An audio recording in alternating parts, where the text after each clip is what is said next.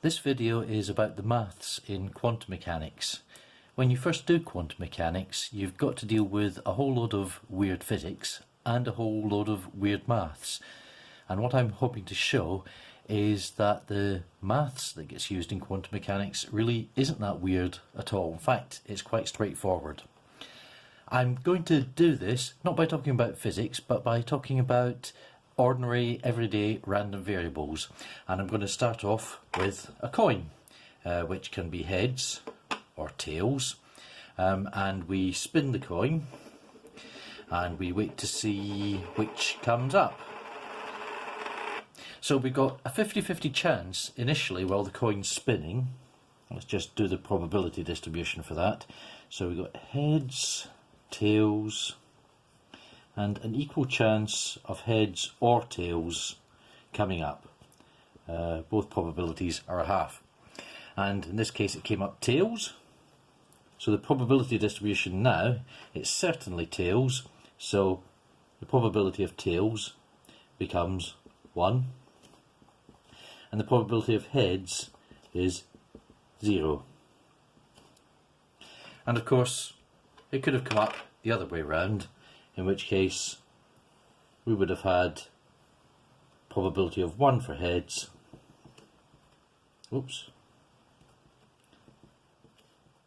and probability of 0 for tails. Notice that when the coin was spinning, we had equal probabilities for heads and tails. It was, you might think of this as being in a superposition of heads and tails states. It's neither one nor the other. But when we eventually measured either heads or tails, that probability distribution collapsed into a single value. Now you hear this referred to in quantum mechanics as the collapse of the wave function.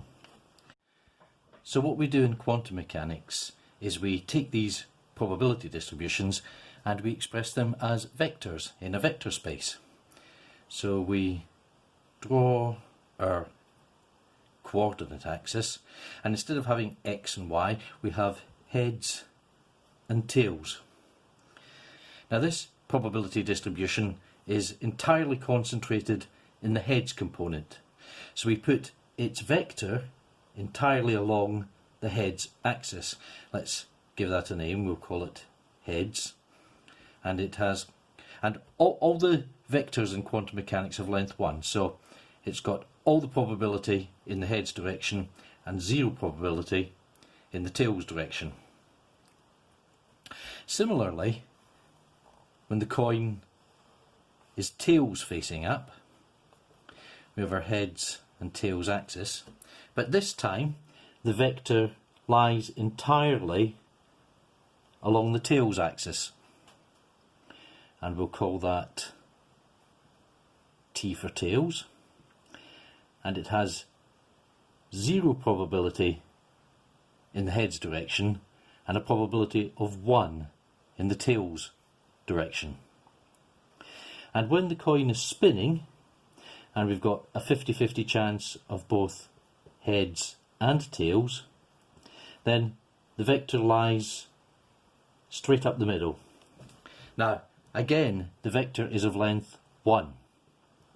And you can quickly apply Pythagoras to see that the lengths of the components must be 1 over root 2. So we'll call this E for equal probability, and it has components 1 over root 2, 1 over root 2. That last example deserves a little bit more information. Let's draw our heads and tails axis again, and this time let's do a vector that isn't any of the ones we've shown before. Just call it V for vector, and let it have a component A along the heads axis and B along the tails axis, A, B. The length of the vector is 1, and that equals the sum of the squares of the components. So since these always add up to 1, if we want to interpret this as the probability of heads, then we have to take the component squared. And if we want to interpret this as the probability of tails, then we have to take the tails component squared. Now, how do we find the components of a vector? We take the dot product with a unit vector along the axis.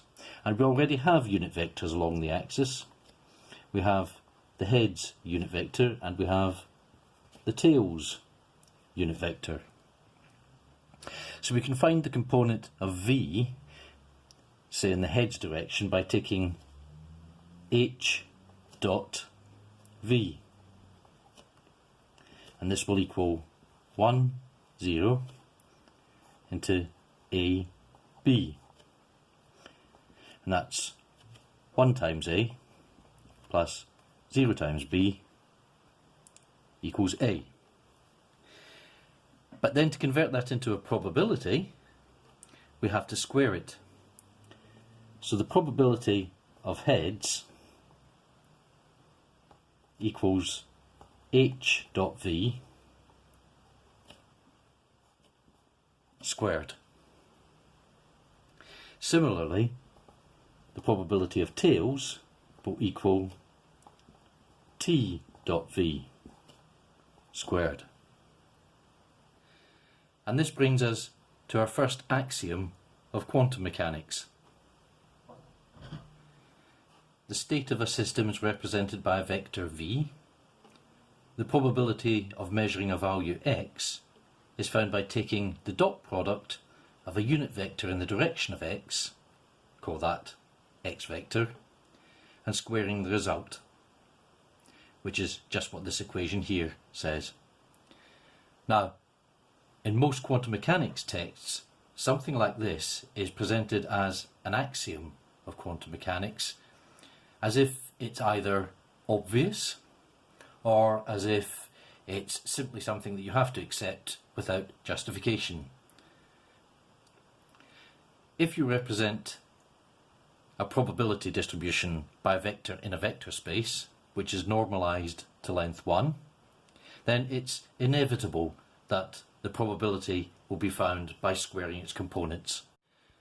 I just want to add one final comment on the example of the coin.